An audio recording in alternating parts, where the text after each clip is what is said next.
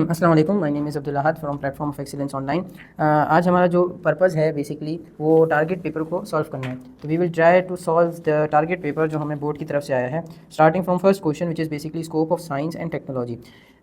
एक चीज़ जो इसमें याद रखने वाली है कि इस टारगेट पेपर में पहले हम सारे question section B section C then we will go towards numerical, या फिर हम ऐसे करेंगे कि पहले सेक्शन बी और साथ साथ न्यूमेरिकल्स भी देखते जाएँ, जैसे बेहतर लगा विद टाइम। फॉर एग्जांपल अगर मैं पहले क्वेश्चन की बात करूं जो कि है scope of physics science and technology, अगर मैं पेज नंबर 3 पे आऊँ तो I will find answer here कि physics scope in science technology in society, यानी कि हमें इसमें साइंस के बारे में कि fundamental law, advancing knowledge, interdisciplinary connections, technology की अगर बात करें तो engineering applications, energy and power, electronics and communication, यहाँ पे हमें ये इसके आंसर्स नज़र आते हैं। अगर मैं इसी क्वेश्चन नंबर 2 की बात करूँ, वो है इंटरप्रेटिंग लीनियर ग्राफ और non linear graph equations of motion by graphical method, यानी कि हमें लीनियर ग्राफ और नॉन लीनियर ग्राफ को डिस्कस करना है कि उसे इंटरप्रेट कैसे करें, उसको स्टडी कैसे करें, उसको पढ़ें कैसे। और दूसरी बात equation of motion by graphical method, यानी कि वो जो 3 इक्वेशन ऑफ मोशन है, S equals to V I T plus half A T square, two A S equals to V F square minus V I square और V F equals to V I plus A T, हमें इन 3 equations को याद करना पड़ेगा, इनकी derivation को याद करना पड़ेगा।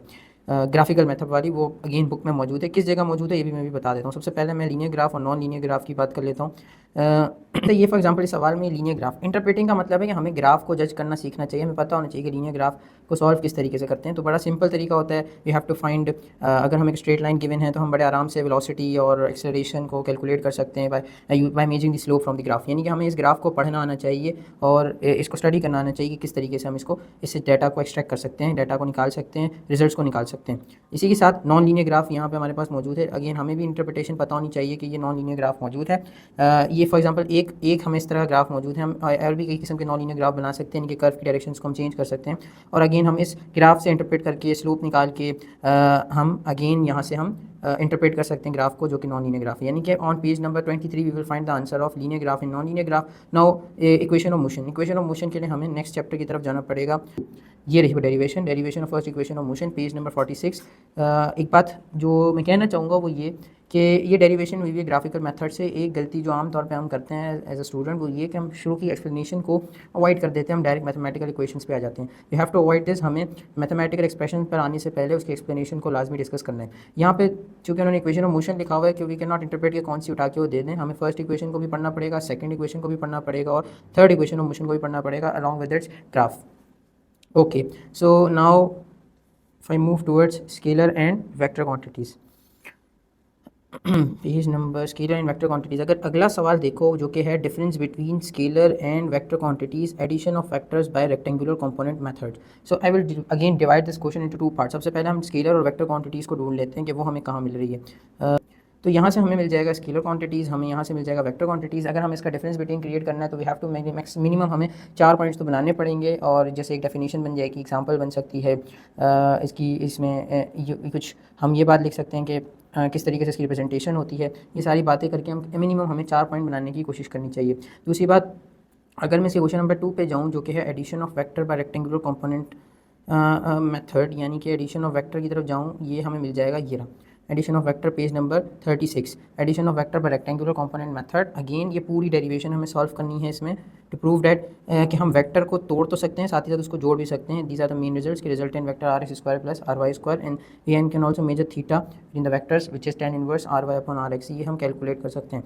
अगर मैं इसके अलावा बात करूँ अगले क्वेश्चन की जो कि है orbital velocity, escape velocity and terminal velocity, again ये 3 क्वेश्चंस हैं। ऑर्बिटल वेलोसिटी हमें मिलेगा चैप्टर नंबर 4 पेज नंबर 84। ये रहा ऑर्बिटल स्पीड, इसकी डेरिवेशन कंप्लीट। अगेन हमें फिगर भी बनानी पड़ेगी, हमें इसकी एक्सप्लेनेशन भी लिखनी पड़ेगी।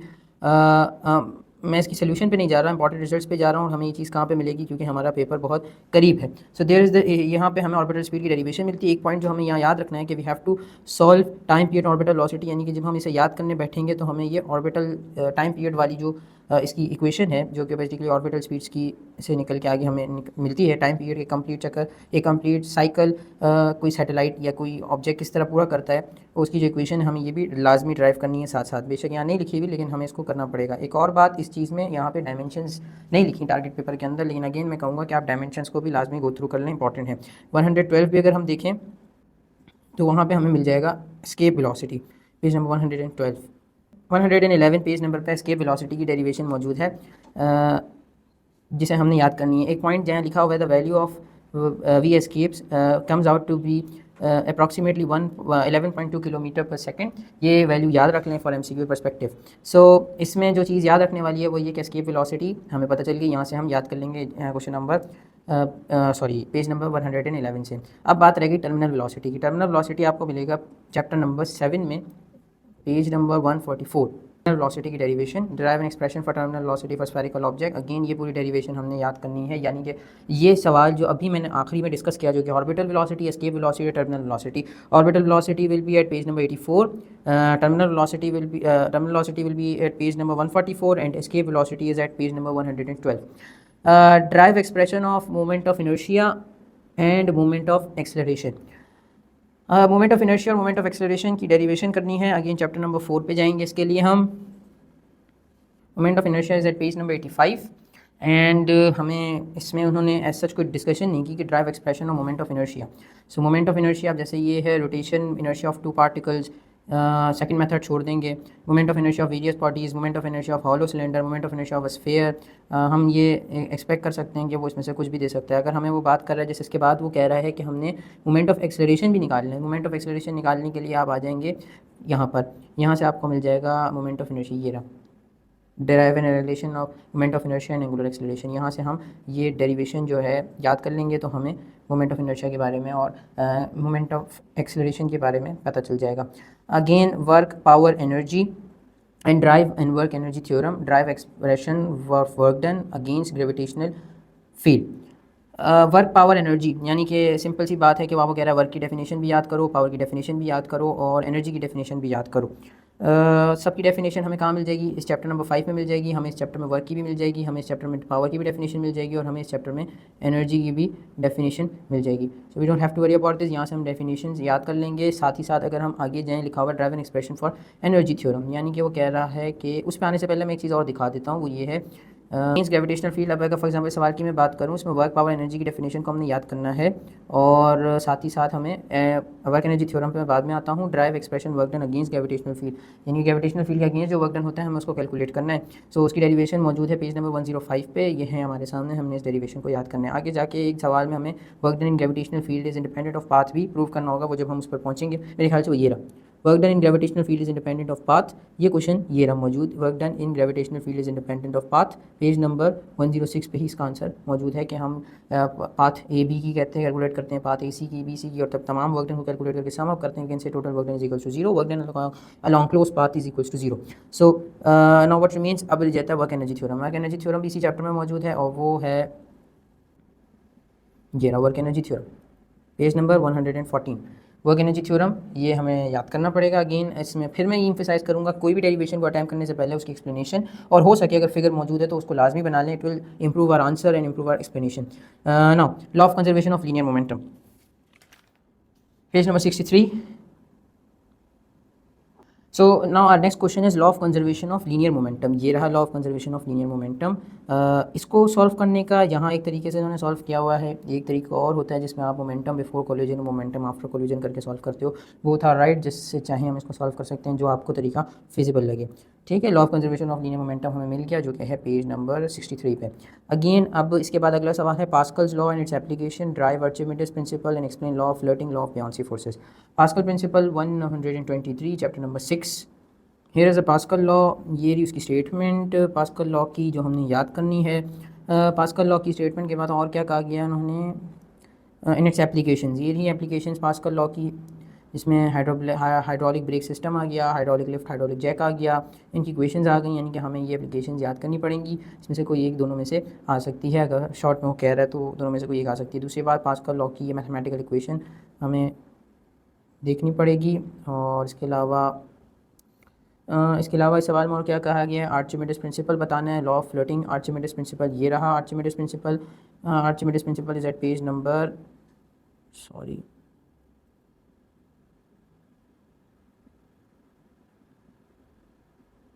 आर्चिमिडीज प्रिंसिपल। और आर्चिमिडीज प्रिंसिपल के बाद दूसरी चीज़ जो इसमें दिखाई पूछी गई है वो है law of floating and law of buoyancy. Law of floating and law of buoyancy will be at 129। ये रही बियॉन्सी फोर्सेस। यहाँ से हम बियॉन्सी की डेफिनेशन याद कर सकते हैं, बियॉन्सी का फॉर्मूला याद कर सकते हैं। और इसके अलावा लॉ ऑफ फ्लोटेशन ये रहा मौजूद, इस चीज़ को इग्नोर कर दें, यहाँ से हम याद कर सकते हैं law of flotation which is again short के पर्सपेक्टिव से पूछा हुआ इसने कि लॉ ऑफ फ्लोटेशन बताओ, लॉ ऑफ बियोंसी बताओ, आर्चिमिडीज बताओ, पास्कल लॉ, इसकी एप्लीकेशन बताओ। सारी चीज़ें हमने डिस्कस कर ली कि किस किस पेज नंबर पर कौन सी चीज़ मौजूद है। यानी कि पेज नंबर 130 पे लॉ ऑफ फ्लोटेशन है, पेज नंबर 129 पे बियोंसी फोर्सेस हैं, और इसके अलावा पेज नंबर 127 पर आर्चिमिडीज प्रिंसिपल मौजूद है, और चैप्टर की स्टार्टिंग पे आई थिंक पास्कल्स लॉ मौजूद है 124 पे, आई थिंक हाँ यस 124 पे पास्कल्स लॉ मौजूद है। इसके बाद अगर मैं बात करूँ सरफेस टेंशन की, अगेन चैप्टर नंबर 6 का ही ये भी क्वेश्चन है, surface tension. Define surface tension with example, define fluid and types of fluids, define laminar and turbulent fluid, Reynolds number. यानी कि हम इसमें सरफेस टेंशन की डेफिनेशन, ये उसकी मैथमेटिकल रिलेशन और उसका यूनिट, साथ ही साथ इसके अलावा और क्या लिखा हुआ है, fluid and types of fluid, chapter number 7 ये मिल जाएगा आपको चैप्टर नंबर 7 के अंदर, जिसमें fluid and types of fluid number 145 ये रहे टाइप्स ऑफ फ्लूइड। अब टाइप्स ऑफ फ्लूइड में अगेन स्ट्रीमलाइन फ्लो भी हमने याद करना पड़ेगा, हमें अनस्टेडी फ्लो भी याद करना पड़ेगा, इनकम्प्रेसिबल फ्लूइड फ्लो भी याद करना पड़ेगा, नॉन विस्कस फ्लूइड भी याद करना पड़ेगा। साथ ही साथ अगर मैं आगे जाऊँ, उसमें लिखा है define laminar and turbulent flow. So laminar and turbulent flow हमें पता है कि यही जो हम सबसे पहले डेफिनेशन याद कर रहे हैं यही होती है लेमिनार फ्लो। तो अगर हम स्ट्रीमलाइन फ्लो में याद करेंगे लेमिनार फ्लो हो जाएगी। साथ ही साथ रेनॉल्ड्स नंबर की अगर मैं बात करूँ तो वो ये रही रेनॉल्ड्स नंबर, पेज नंबर 147 पे मौजूद है रेनॉल्ड्स नंबर की इक्वेशन, कुछ क्वांटिटीज़ हैं जो हमें याद होनी चाहिए रेनॉल्ड्स नंबर के हवाले से, ये पता होनी चाहिए रेनॉल्ड्स नंबर का वैल्यू क्या होती है। ठीक है, और कुछ रह गया इसके अलावा टर्बुलेंट फ्लो की जहाँ तक बात है तो turbulent flow is basically unsteady flow. Again turbulent flow मौजूद है हमारे पास, एक तरह का अनस्टेडी फ्लो ही है, सो वो हम यहाँ से याद कर सकते हैं। Now if I come towards next question which is basically define Coulomb's law, define potential difference and its two expressions. Again ये इसके अंदर ही दो सवाल मौजूद हैं, हमें पूरे वो कह रहा है कि कूलम्स लॉ भी डिफाइन करो, फिर कह रहा है पोटेंशियल डिफरेंस भी डिफाइन करो, फिर कह रहा है उसकी दो इक्वेशंस भी बनाओ। यानी कि ये सवाल मिलेगा हमें चैप्टर नंबर 8 में। चैप्टर नंबर 8 में कूलम्स लॉ से ही चैप्टर शुरू होता है, ये रही कूलम्स लॉ। यानी कि हमें कूलम्स लॉ की स्टेटमेंट से आना पड़ेगा। Here it is Coulomb's law, यहाँ से शुरू हो रहा है कूलम्स लॉ। ये बातें जो है इसकी हिस्ट्री वगैरह इसको इग्नोर करेंगे, यहाँ से शुरू करेंगे। If two particles are brought near each other, और इसकी मैथमेटिकल इक्वेशंस को ड्राइव करने की कोशिश करेंगे, एक और बात, इसकी वेक्टर फॉर्म है, इसको भी लाजमी देखना है हमने कूलम्स लॉ की वेक्टर फॉर्म को। Now the second part of this question is potential difference. Potential difference page number 174, यहाँ से हम पोटेंशियल डिफरेंस की डेफिनेशन को याद कर सकते हैं। इसकी मैथमेटिकल इक्वेशन यहाँ पे मौजूद है, एक मैथमेटिकल इक्वेशन ये रही हमारे पास, दो मैथमेटिकल इक्वेशन को क्या उसमें ड्राइव करने को, एक ऊपर मौजूद है जो बेसिकली उसकी जर्नल है कि work done against the charges basically voltage और पोटेंशियल डिफरेंस, और दूसरी जो इक्वेशन है वो मौजूद है उसके बिल्कुल अगले पेज पे in terms of point charges, two point charges. तो हमें दोनों इक्वेशंस को ड्राइव करने, क्योंकि उसने सवाल में कह रखा है कि हमें दो एक्सप्रेशंस चाहिए, तो वो दो एक्सप्रेशंस हमें, एक एक्सप्रेशन मिल जाएगी पेज नंबर 174 पे, और एक एक्सप्रेशन मिल जाएगी हमें पेज नंबर 175 पे। ठीक है, अच्छा इसके बाद अगर मैं बात करूँ capacitance of parallel plate, define combination of capacitors. यानी कि वो कह रहा है कैपेसिटर क्या होता है, capacitance of parallel plate both cases का मतलब क्या है कि पहले आपने उसको एयर पे रख के देखना है, फिर आपने उसको डायलेक्टर रख के देखना है, और कॉम्बिनेशन ऑफ कैपेसिटर भी देखना है सीरीज़ के साथ और पैरेलल के साथ। कैपेसिटर मौजूद है चैप्टर नंबर 9 में, पहला ही टॉपिक कैपेसिटर जो उसकी डेफिनेशन कैपेसिटर की वो शुरू में ही मौजूद है। ये capacitor is an electronic device which is used to store electric charge in same way as a bucket store. यहाँ तक हम इसको याद कर सकते हैं एज कैपेसिटर की डेफिनेशन। और कैपेसिटेंस की बात करें so here is capacitance, ability of capacitor to store charge is determined by its capacitance, और इसका यूनिट भी लिखा हुआ है फैराड, हमें यूनिट भी लिखना होगा। अगर हमें फार्मूला याद आ रहा है तो वो भी हम लाजमी लिख लेंगे। यहाँ से हम देख सकते हैं कि उसकी मैथमेटिकल इक्वेशन भी मौजूद है कैपेसिटेंस की, Q/V। इसके साथ कैपेसिटर को हमने डाइलेक्ट्रिक के साथ पढ़ना है और एयर में पढ़ना है। तो ये रहा जब capacitor of parallel plate capacitance when air is filled between them and when dielectric is filled between them. यानी कि 85 पे फर्स्ट पार्ट में हमें कैपेसिटेंस पैरेलल प्लेट कैपेसिटर के साथ कैलकुलेट करने को मिल रही है, और अगर मैं इसके बिल्कुल नेक्स्ट पेज पे जाऊँ तो इफेक्ट्स ऑफ डाइलेक्ट्रिक मटेरियल से हम डाइलेक्ट्रिक के कैपेसिटेंस को कैलकुलेट कर सकते हैं। तो ये इसने सवाल में ये दोनों निकालने को कह रखी हैं। अगर देखा जाए मॉडल पेपर के अंदर ये क्वेश्चन लॉन्ग में गिवन था, तो अगर वो कैपेसिटेंस और capacitor of parallel plate capacitor when air is inserted and when dielectric is inserted ये तीनों के साथ जोड़ दे तो ये एक लॉन्ग का सवाल बनता है प्रॉपर। लेकिन अगर उसको डिवाइड करके छोटे छोटे पोर्शंस में दे then it will be a short question. और साथ ही साथ इसके बाद लिखा है combination of capacitors. Combination of capacitors के कैपेसिटर कॉम्बिनेशन पेज नंबर 188 पे मौजूद है। Parallel plate of combination, parallel combination of capacitor, इसकी इक्वेशन फिगर लाजमी बनेगी। कौन कांस्टेंट होता है ये हमें पता होना चाहिए फॉर एमसीक्यू पर्सपेक्टिव। इसके अलावा series combination of capacitor is on next page, और ये उसी इक्विवेलेंस कैपेसिटेंस का formula. Done. Now define resistor and resistivity depends upon temperature. फिर ये दो बातें पूछ रहा है कि रेजिस्टर भी बताओ और रेजिस्टिविटी का टेम्परेचर से रिलेशन भी बताओ। तो रेजिस्टर तो हम यहाँ से याद कर लेंगे जो उसके बिल्कुल पहले टॉपिक में ही मौजूद है, चैप्टर नंबर 10 के resistor at page number 198। So resistance is a major of opposition of current in electronic circuits. यहाँ से आप रेजिस्टर की डेफिनेशन को याद कर सकते हो। अगेन इसमें हमें इसका फॉर्मूला भी पता होना चाहिए, हमें इसका यूनिट भी पता होना चाहिए। ये सारी बातें जो डेफिनेशन के साथ हमें लाजमी पता होनी चाहिए। और रेजिस्टिविटी डिपेंड्स अपॉन टेम्परेचर, ये हमें कहाँ मिलेगा, ये रहा resistivity depends upon temperature. Just next page पे जाओगे, पेज नंबर 200 पे you will find resistivity depends upon temperature. इसके ये दो पॉइंट्स हैं, इन दोनों पॉइंट्स को हमने याद करना है और साथ ही साथ इसकी मैथमेटिकल इक्वेशन हमें याद होनी चाहिए। सो पेज नंबर 200 पे ये टॉपिक मिल जाएगा और बिल्कुल first page of the chapter हमें रेजिस्टेंस के टॉपिक को हम कवर कर सकते हैं, page number 198। Now define power dissipation in resistance, condition of maximum power transfer. Power dissipation इसी चैप्टर का क्वेश्चन है, yes 207। Power dissipation in circuit, इसकी कुछ मैथमेटिकल ये मैं बोल्ड कर देता हूँ। The current flowing through resistor make its hot, its power dissipated by heat. Again इसकी पूरी डेरिवेशन मौजूद है, हमने इस पूरी डेरिवेशन को याद करना है। कुछ कन्वर्जन्स यहाँ लिखे हुए हैं, चाहो तो इसको अपने न्यूमेरिकल्स के लिए और एमसीक्यूज़ के लिए याद कर लो कि 1 वाट किसके बराबर होता है, पावर एनर्जी का क्या रिलेशन है, किस तरह कैलकुलेट किया जाता है। दूसरी बात condition for maximum transfer power, अगर इसका पार्ट भी देखें इसमें लिखा है define power dissipation in resistor and condition of maximum power transfer. दूसरी बात लिखिए condition for maximum power transfer, so here it is condition for maximum power transfer can be obtain. ये पूरा जो यहाँ पे लिखा हुआ है यहाँ की इसकी मैथमेटिकल इक्वेशन तक हमने याद करना है, टेबल याद करने की इसमें ज़रूरत नहीं है, जस्ट इक्वेशन तक इनफ होगा। इसी चैप्टर के अगर आगे जाएंगे तो मौजूद है topic Wheatstone bridge, page number 217। ये रहा व्हीटस्टोन ब्रिज। व्हीटस्टोन ब्रिज की कुछ बेसिक हमें बताना पड़ेगा, प्रिंसिपल ऑफ वर्किंग के काम कैसे करता है, इसकी मैथमेटिकल इक्वेशन ड्राइव करनी पड़ेगी, इसकी ये फिगर हमें बनानी पड़ेगी और ये मैथमेटिकल रिलेशन ड्राइव करना पड़ेगा। दूसरी बात जो इसके साथ मैं एम्फेसाइज़ करूँगा वो ये कि हमें एम मीटर वोल्ट मीटर के बारे में पता होना चाहिए कि what is ammeter, what is voltmeter, how to make ammeter, how to make voltmeter and what is galvanometer. So हमें व्हीटस्टोन ब्रिज का टॉपिक जो है यहाँ से मिल जाएगा। प्रिंसिपल ऑफ वर्किंग हमें याद करनी है, वर्किंग ऑफ व्हीटस्टोन ब्रिज याद करनी है, सारी डेरिवेशन यहाँ मौजूद है, हमने यहाँ से डेरिवेशन याद कर ली है, व्हीटस्टोन ब्रिज का टॉपिक कंप्लीट हो जाएगा। अगेन ये सवाल मॉडल पेपर में भी मौजूद है व्हीटस्टोन ब्रिज वाला। इसके अलावा अगर मैं जाऊँ आगे, define damped oscillation. Damped oscillation is at page number 240। ये रही damped oscillation.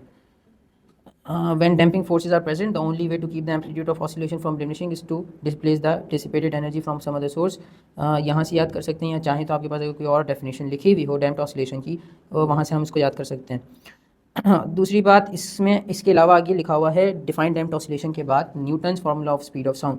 Newton's formula of speed of sound belongs to chapter number 13, sorry chapter number 12 acoustic. Acoustic का जो पहला टॉपिक है हमारा speed of sound in air, page number 250।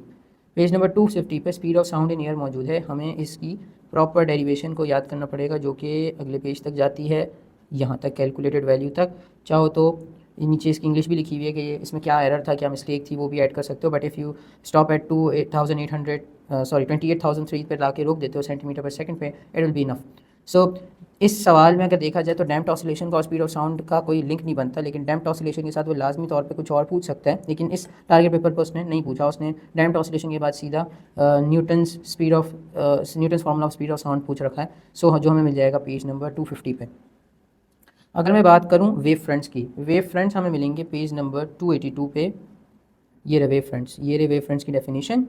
और चाहो तो अपने अगर आंसर को स्ट्रॉन्ग करना चाहते हो ये फिगर ऐड कर लो, it will strong your answer. Huygens principle की बात कर रहा है, अगर मैं जाऊँ वापस सवाल पे, define wave front and Huygens principle. ये रहे हाइगन्स प्रिंसिपल के 2 पॉइंट्स, इन्हें हमने याद कर लेना है, सिंपल सी बात है, ये हाइगन्स प्रिंसिपल कवर हो जाएगा हमारा। अगर मैं बात करूँ properties of dot product and cross product, ये मिलेगा हमें चैप्टर नंबर 2 पे, क्रॉस प्रोडक्ट और डॉट प्रोडक्ट की properties, page number 38। Page number 38 ये रहा डॉट प्रोडक्ट, ये रहा वेक्टर प्रोडक्ट। हमें यहाँ पे इसकी डेरिवेशन से पहले उसकी डेफिनेशन याद करनी है और उसके साथ साथ अगर मैं दोबारा सवाल पाऊँ उन्होंने कहा है ड्राइव भी करना है उनको, तो ये उनकी डेरिवेशन यहाँ मौजूद है कि A dot B is equal to A B cos theta क्यों होता है, किस लिए होता है, इस जगह लिखा हुआ है। सिमिलरली कुछ बेसिक बातें जो अगेन मैं सिर्फ एमसीक्यूज़ के लिए कह रहा हूँ कि हमें ये पॉइंट्स पता होने चाहिए, इनको एक बार लाजमी पढ़ लेना ताकि एमसीक्यूज़ में हमें मसला ना हो, क्योंकि इससे एमसीक्यू बन सकते हैं, कई सारे एमसीक्यूज़ बन सकते हैं। साथ ही साथ वेक्टर प्रोडक्ट और क्रॉस प्रोडक्ट की बात करूँ, ये रही उसकी डेफिनेशन, ये उसकी मैथमेटिकल इक्वेशन। अगेन इसके भी मैं यही कहूँगा कि हमें इसके पॉइंट्स को याद करना पड़ेगा, याद नहीं करना पड़ेगा, पढ़ ज़रूर लेना। दूसरी बात, एक चीज़ जो हमारी बुक में नहीं है वो ये है कि इनके प्रॉब्लम्स नहीं हैं, तो चाहो तो कोई वेक्टर बना के उसका क्रॉस प्रोडक्ट लाजमी निकाल लेना। अगेन क्योंकि थ्योरी मौजूद है, प्रॉब्लम बुक के पीछे सवालों में या कोई इस तरीके से कोई प्रॉब्लम दिया हुआ नहीं है, दे सकते हैं पेपर में क्योंकि इसकी थ्योरी गिवन है। अगर मैं बात करूँ उसके अगले सवाल पे जो कि है angular velocity, angular acceleration, drivers expression, linear and angular momentum drive, यानी कि हमें इसमें कई सारी बातें पूछ रखी हैं उसने। एंगुलर वेलोसिटी भी बताओ, एंगुलर एक्सेलरेशन भी बताओ, उनकी एक्सप्रेशन भी बताओ, और लीनियर क्या होता है, लीनियर मोमेंटम हम ऑलरेडी पीछे डिस्कस कर चुके हैं। एंगुलर मोमेंटम की बात करते हैं कि वो क्या होता है। सो ये हमें मिलेगा page number chapter number 4 here is angular velocity, page number 74 and here is angular acceleration, page number 75। Definition ये रही, फार्मूला ये रहा, इसका यूनिट ये रहा मौजूद, रेडियंस पर सेकंड, और इसके अलावा ये कुछ और इसके इंस्टेंटेनियस की फार्मूले हमें उसने सिर्फ डिफाइन करने को कहा है, तो फॉर डेफिनेशन पर्सपेक्टिव ये इनफ होगा।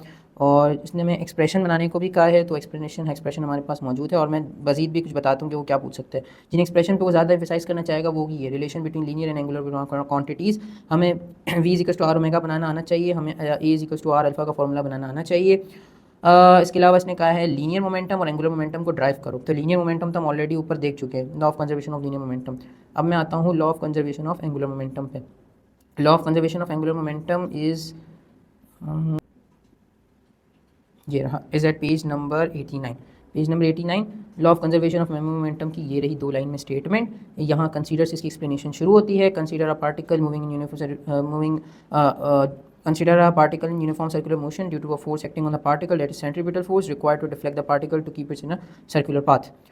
ये सारी इसकी बातें लिखी हुई हैं जो हमें एक्सप्लेनेशन लिखनी है बेसिक, ये फिगर हमने बनानी है अगेन, और इन शॉर्ट यहाँ तक ये पूरी डेरिवेशन कंप्लीट होती है law of conservation of angular momentum की। इसके बाद जो अगला सवाल है वो है define potential gradient, prove electric field intensity is equal to negative potential gradient, chapter number 8, page number 176। ये रहा calculating the electric field from electric potential, जिसमें कह रहा है कि हमें इलेक्ट्रिक पोटेंशियल ग्रेडियंट को प्रूफ करना है कि इलेक्ट्रिक फील्ड इंटेंसिटी का नेगेटिव होता है। सो ये जो आप del V upon del R देख रहे हो it's basically potential gradient. So यहाँ से अगर ये नेगेटिव साइन जो हमें यहाँ नज़र आ रही है, अगर मैं इसको हटा दूँ, सो ये जो नेगेटिव साइन मुझे नज़र आ रही है इट्स बेसिकली, अगर मैं इसको इक्वल्स टू की दूसरी तरफ ले जाऊँ तो potential gradient is equals to negative of electric field intensity, prove हो रही है ये बात यहाँ पे। सो ये प्रूफ यहाँ मौजूद है पेज नंबर 176 पे, ये सिंपल सा प्रूफ है जो हमें करना है। सो अगेन मैं work done in gravitational field is independent of path पहले डिस्कस कर चुका हूँ जब हम ग्रेविटेशनल फील्ड की बात कर रहे थे, वहीं पे उसके बिल्कुल अगली जगह पर ये मौजूद था। Law of conservation of energy, bank curve and drivers expression. अब again law of conservation of energy मौजूद है चैप्टर नंबर 11 में, और बैंक कर्व मौजूद है चैप्टर नंबर 4 में। सो हम सबसे पहले चैप्टर नंबर 11 पे चलते हैं। Chapter number 11 law of conservation of energy एक SHM वाला है, बट यहाँ जो लॉ ऑफ कंजर्वेशन है वो बेसिकली उसकी स्टेटमेंट है, वो हमें मिलेगी पेज नंबर 116 पे। वो जो मैं जिसकी बात कर रहा था वो चैप्टर नंबर 11 में उसकी यूसेज है, यानी कि SHM में हम प्रूव करते हैं कि law of conservation of energy obey हो रहा है कि नहीं। ये चैप्टर नंबर 5 में law of conservation of energy की स्टेटमेंट लिखी हुई है, तो हमें स्टेटमेंट चाहिए, हम स्टेटमेंट का निशान लगा लेते हैं कि वो हमें कहाँ से कहाँ तक याद करना है। पेज नंबर आई थिंक सो 116, ये रही law of conservation of energy. ये अगेन इसकी हमने ये law of conservation of energy की ये सोल्यूशन मौजूद है जो प्रूफ करता है कि एनर्जी कंजर्व है। अगर सिर्फ इसकी स्टेटमेंट की बात करें तो स्टेटमेंट शायद यहाँ ना लिखी हो, हमें खुद लिखनी पड़े। ये energy can neither be created not be destroyed, it can transform from one form to another. ये इसकी इक्वेशन मौजूद है, और चाहें तो ये डेरिवेशन हमने लाजमी करनी है क्योंकि उसको हमने हमेशा इंपॉर्टेंट में रखा था कि law of conservation of energy सिर्फ स्टेटमेंट पूछ के वो क्या करेगा, हमें ये पता होना चाहिए कि law of conservation of energy obey होता भी नहीं। तो हमें ये एग्जांपल, जैसे एग्जांपल यहाँ मौजूद है, एक एग्जांपल चैप्टर नंबर 11 में SHM की मौजूद है, हमें दोनों याद रखनी है, दोनों इंपॉर्टेंट है हमारे लिए। इसके बाद अगर मैं चैप्टर नंबर 4 पे जाऊँ जो कि है bank curve, bank curve will be at page number 82 to bank curve.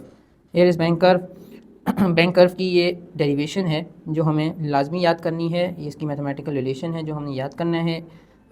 दूसरी बात, इसकी डेफिनेशन मेरे ख्याल से इसके अंदर नहीं लिखी, लेकिन हम लिख सकते हैं।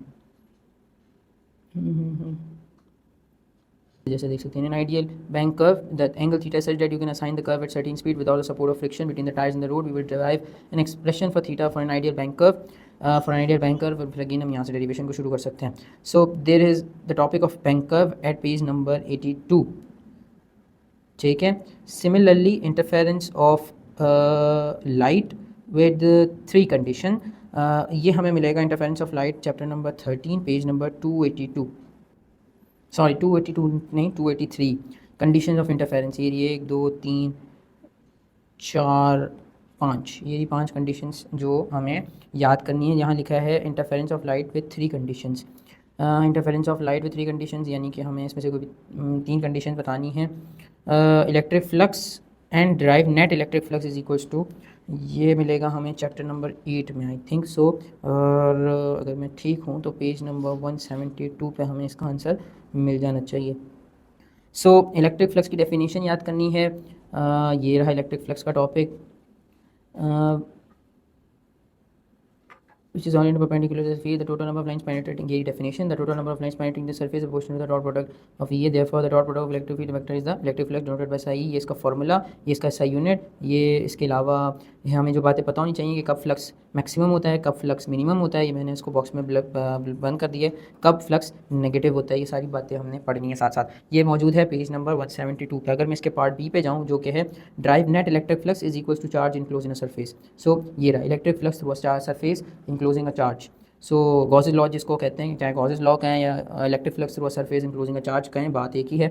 सो हियर इट्स इज डेरिवेशन, हमने सरफेस के अंदर छोटे छोटे पोर्शंस बना दिए, तो चार्ज को इंक्लोज किया, फ्लक्स बाहर आता है, ये उसका एंगल मेजर करते हैं और टोटल फ्लक्स निकाल के हम कैलकुलेट कर लेते हैं। आखिरी टॉपिक जो हमारा रह गया वो है टर्मिनल पोटेंशियल, इस सेक्शन बी का, जो कि है पेज नंबर चैप्टर 10 के अंदर पेज नंबर 204। ये रहा terminal potential. Terminal potential difference ये रहा, ईएमएफ ये रहा, इन दोनों की डेफिनेशन चाहिए, दोनों की डेफिनेशन यहाँ मौजूद है। द अमाउंट ऑफ एनर्जी यहाँ से हम याद कर सकते हैं इसको और ईएमएफ, और ये जो पूरी डेरिवेशन, ये पूरी डेफिनेशन मौजूद है हमारे पास टर्मिनल पोटेंशियल की। सो अगेन ये सारे सवाल जब तक मैंने डिस्कस किए सेक्शन बी के लिए, इसमें एक बात नोट करने वाली है कि एक सवाल के अंदर मिनिमम 2-3 सवाल और मौजूद हैं। सो अगर हम इन सारे सवाल को देखें तो सब के सब बुक के अंदर मौजूद हैं, सबकी थ्योरी भी बुक के अंदर मौजूद है, डेरिवेशन भी बुक के अंदर मौजूद हैं। We just have to work on it, remember on it, तो ये कंप्लीट हो जाएगा टॉपिक इंशाल्लाह। अब हम जाते हैं सेक्शन सी की तरफ। Okay, so after completing section B, now moving towards section C, which is our first question is drive elastic and elastic collision। elastic and elastic collision इसकी डेरिवेशन हमें मिल जाएगी पेज नंबर 63 पे। अगर मैं जाऊँ chapter number 3 page number 63 ये रहा elastic and in elastic collision. ये इलास्टिक कोलिजन की डेफिनेशन, ये इन इलास्टिक कोलिजन की definition. Elastic collision in one dimension, complete derivation हमने याद करनी है। V1 और V2 दोनों की इक्वेशन हमने बनानी है, सिंपल सी बात है। इसके बाद अगर मैं बात करूँ friction and its types, relation between angle of friction and angle of repose, यानी कि फ्रिक्शन का टॉपिक भी इसी चैप्टर में है। ये रहा फ्रिक्शन, ये रहा its motion is always oppose by retarding force, this force is called friction, is direct oppose to the motion of object और a time motion, the friction force always parallel to the surface of contact. ये रही friction की definition. अगर ये हमें जो पहली चीज़ पूछी है उसने कि फ्रिक्शन होता क्या है, वो ये होता है, हमें यहाँ से पता चल गया। अच्छा, इसके बाद दूसरी चीज़ जो पूछी है उसने इट्स टाइप्स ऑफ फ्रिक्शन। ये रहा स्टैटिक फ्रिक्शन, ये रहा static kinetic friction, sliding friction, rolling friction. और उसके अलावा आगे क्या कहा है उसने, हमें रिलेशन बताना है एंगल ऑफ फ्रिक्शन और एंगल ऑफ रिपोज। ये रहा वो रिलेशन एंगल ऑफ फ्रिक्शन का एंगल ऑफ रिपोज के साथ। This relation is at page number 68, यानी कि हमें टाइप्स ऑफ फ्रिक्शन मिल जाएंगी पेज नंबर 66 पे, फ्रिक्शन मिल जाएगा पेज नंबर 65 पे, एंड रिलेशन हमें मिल जाएगा पेज नंबर 68 पे, यानी कि दूसरा क्वेश्चन भी done. Now centripetal force and centripetal acceleration, page number 78 chapter number 4, number 78 chapter number, ये रहा सेंट्रीपिटल फोर्स। ये रही सेंट्रीपिटल फोर्स की डेफिनेशन। सेंट्रीपिटल फोर्स की डेफिनेशन के बाद सेंट्रीपिटल का फार्मूला ये मौजूद है। सेंट्रीपिटल एक्सेलरेशन याद करना है, ये रहा सेंट्रीपिटल एक्सेलरेशन। सेंट्रीपिटल एक्सेलरेशन की डेरिवेशन है कंप्लीट, यहाँ तक हमने याद करनी है। सिंपल सी बात, ये हो गई सेंट्रीपिटल एक्सेलरेशन और उसकी एक्सप्रेशन, दोनों चीज़ आ गई। अच्छा, equation of continuity chapter number 7, ये रही इक्वेशन ऑफ कंटिन्यूटी। यहाँ से याद करना शुरू करेंगे। इसकी डेरिवेशन है प्रॉपर यहाँ तक, ऐसा यूनिट तक इनफ होगा। चाहें तो ये इक्वेशन ऑफ कंटिन्यूटी की स्टेटमेंट बना के भी लिख सकते हैं जो नीचे लास्ट लाइन में लिखा हुआ है। पेज नंबर 150 पे हमें इक्वेशन ऑफ कंटिन्यूटी मिल जाएगी। पेज नंबर 152 पे हमें बर्नौलीज़ इक्वेशन मिल जाएगी। बर्नौलीज़ इक्वेशन की कंप्लीट डेरिवेशन यहाँ मौजूद है, विद फिगर हमने बनानी है जो कि पेज नंबर 152 पे मौजूद है। इसके बाद इस सवाल में एक और बात पूछी उसने, वो है टर्मिनल वेलोसिटी।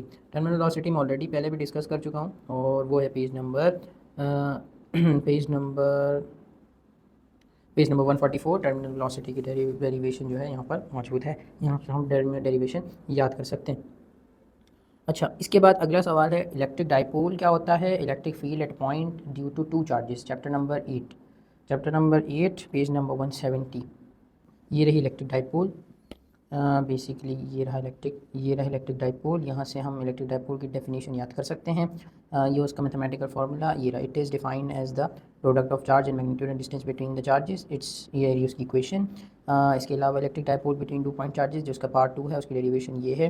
हम चाहें तो ये यहाँ से याद करना शुरू कर सकते हैं और ये प्रॉपर डेरिवेशन कंप्लीट होती है। यहाँ पे इसमें जो चीज़ बात इंपॉर्टेंट है वो ये फिगर बनेगी, लाजमी बनेगी, उसके बगैर ये सवाल एक्सप्लेन नहीं हो सकता। ठीक है, पेज नंबर 170 पे इलेक्ट्रिक डाइपोल और उसकी डेरिवेशन मौजूद है। पेज नंबर 211 पे हमें अगला सवाल जो कि है किरचॉफ लॉ। ये रहा किरचॉफ का फर्स्ट लॉ। ये उसकी स्टेटमेंट है जो बोर्ड में लिखी हुई है। इसकी पूरी ये डेरिवेशन, मतलब डेरिवेशन तो नहीं है, उसकी मैथमेटिकल जो है इक्वेशन है, इसकी पूरी एक लॉजिक है जो हमें याद होनी चाहिए। कब करंट ज़ीरो होता है। इसके अलावा किरचॉफ का सेकंड लॉ इसके बिल्कुल बात है और उसकी स्टेटमेंट अगेन, उसकी जो स्टेटमेंट का रिज़ल्ट है वो हमें पता होना चाहिए, उससे क्या रिज़ल्ट निकल रहा है वो हमें पता होना चाहिए।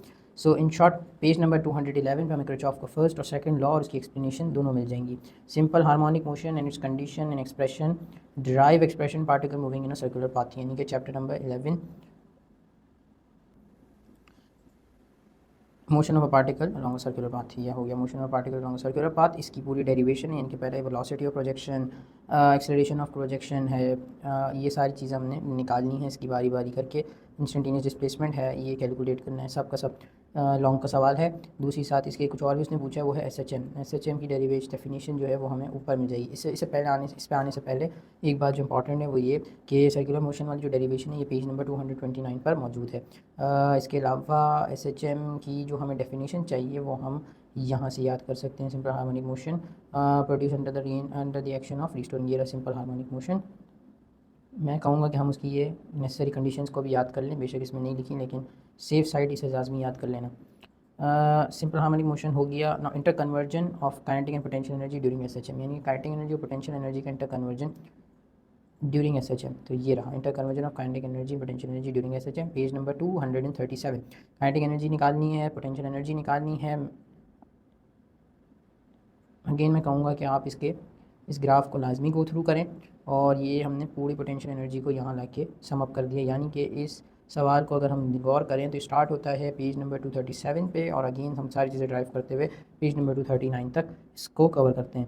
अच्छा, न्यूटन्स लॉ और स्पीड ऑफ साउंड एंड इसका ये मेरे ख्याल से मैंने शॉर्ट में भी डिस्कस किया था, बट ये इन्होंने लॉन्ग में दिया, लेकिन इसके साथ इन्होंने लेप्लास करेक्शन को एडअप कर दिया। जी, पेज नंबर 250 पे न्यूटन्स का जो पूरा फार्मूला है वो ऑलरेडी उसकी डेरिवेशन मौजूद है। न्यूटन्स करेक्शन के Newton's defect and Laplace correction बिल्कुल उसके बाद है और उसकी डेरिवेशन भी मौजूद है। हम यहाँ से उसकी डेरिवेशन को कैलकुलेट करके उसके रिजल्ट्स को कंपेयर कर सकते हैं कि न्यूटन्स के रिजल्ट के साथ हैं। यानी कि 250 पेज नंबर 250 पर न्यूटन्स वाला सवाल मौजूद है और पेज नंबर 251 पे लेप्लास करेक्शन मौजूद है।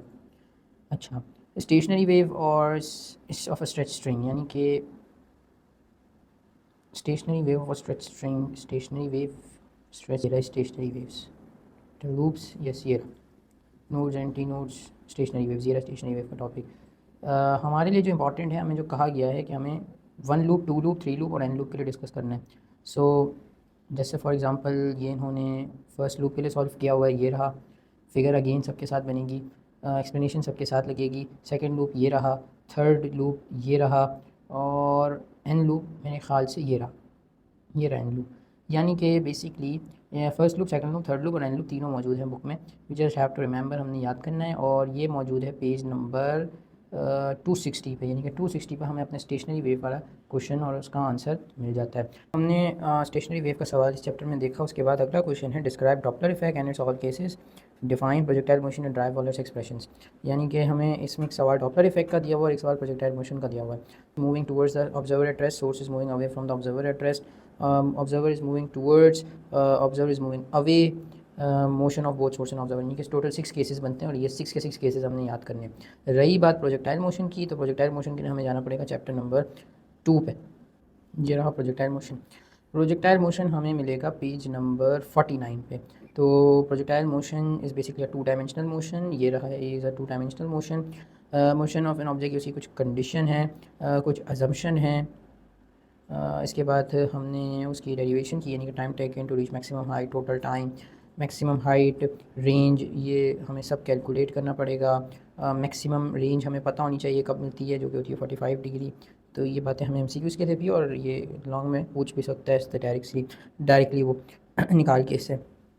तो प्रोजेक्टाइल मोशन हमें पता चल गया कि अब वो है पेज नंबर 49 पे, ठीक है। Now moving towards young double slit experiment, again हम जाएंगे अब चैप्टर नंबर 13 की तरफ। ये रहा young double slit experiment, yes, page number 284। इसमें उन्होंने उसकी प्रिंसिपल, उसका एक्सपेरिमेंट हमें याद करना है लॉन्ग के लिए, उसकी डेरिवेशन, जो पूरी ब्राइट फ्रिंज डार्क फ्रिंज के लिए जो पूरा एक्सपेरिमेंट है वो हमें याद करना है। जैसे ये डार्क फ्रिंजेस की है इक्वेशन, ये ब्राइट फ्रिंजेस की है, ये फ्रिंज स्पेसिंग की है, ये हमें सारी याद करनी है। साथ ही साथ अगर इसके आगे देखूँ तो उसने न्यूटन्स रिंग भी कह रखा है कि उसे भी सॉल्व करो। सो ये एट पेज नंबर, अगेन मैं एक बार रिपीट कर देता हूँ कि यंग डबल स्लिट एक्सपेरिमेंट कहाँ मिला हमें, पेज नंबर 284 पे, और न्यूटन्स रिंग जो है वो है पेज नंबर 289 पे। अगेन इसकी भी क्वेश्चंस हैं ब्राइट फ्रिंज की, डार्क फ्रिंज की, वो सारी यहाँ पर मौजूद हैं, हमने उसको याद करनी है। 289 पे हमें यंग न्यूटन्स रिंग मिल जाएगा। साथ ही साथ अगर मैं लास्ट क्वेश्चन देख लूँ सेक्शन सी का, जो कि है डायफ्रैक्शन ग्रेटिंग, इसी चैप्टर में है। आगे जाऊँ अगर मैं ये रहा डायफ्रैक्शन ग्रेटिंग, और ये डायफ्रैक्शन ग्रेटिंग का बेसिकली डेफिनेशन कह लें या फिनोमेना कह लें, और उसके बाद उसका बेसिक फार्मूला जो है वो हमें ड्राइव करना होता है, जो कि सेकेंड ऑर्डर, ये रहा first order for my second order, and for ये this is for an grating, depends upon कि किस ग्रेटिंग की बात कर रहे हो, ज़ीरोथ ऑर्डर, फिर फर्स्ट ऑर्डर, सेकंड ऑर्डर को, फिर सो गोज़ ऑन। सो ये हमने यहाँ से याद करनी है इसको, और ये मौजूद है पेज नंबर 295 पे, ठीक है। तो सेक्शन सी के अगर हम सवाल देखें तो मोस्टली सवाल हमें, जैसे पहला सवाल elastic collision chapter number 3 I think so, then in goes on, इस तरीके से उन्होंने एक चैप्टर से दो लॉन्ग भी हमें नज़र आए। सो अगर मैं आगे न्यूमेरिकल्स की तरफ जाऊँ तो न्यूमेरिकल्स कोई उन्होंने नए न्यूमेरिकल्स नहीं है, या कोई ऐसे नहीं out of the box numericals नहीं। फॉर एग्जांपल अगर मैं इसी चैप्टर की बात करूँ जो मेरे सामने खुला हुआ है, सो बुक के न्यूमेरिकल्स की बात कर रहा है, जैसे 1 प्रॉब्लम सॉल्व करने को कह रहा है, जो कि बेसिकली लिंक करता है यंग डबल स्लिट एक्सपेरिमेंट की। क्वेश्चन नंबर 2 कह रहा है माइकलसन इंटरफेरोमीटर का है। क्वेश्चन 4, 5 कह रहा है, जो कि बेसिकली न्यूटन्स रिंग का है। क्वेश्चन नंबर 14 और 12 कह रहा है, जो कि बेसिकली डायफ्रैक्शन ग्रेटिंग का है। और 12 ऊपर हूँ मैं again diffraction pattern single slit, फिर ये उसी का ही है डायफ्रैक्शन रेटिंग कहीं, यानी कि सवाल बुक के ही सवाल हैं जो आप ऑलरेडी सॉल्व कर चुके हैं। लेकिन अगेन अगर आपको किसी सवाल में प्रॉब्लम आती है, you can comment us, we will try to solve the problem as soon as possible. That's all for this video. शुक्रिया वीडियो को देखने के लिए। एक्सीलेंस ऑनलाइन को सब्सक्राइब कीजिए। अल्लाह हाफ़िज़।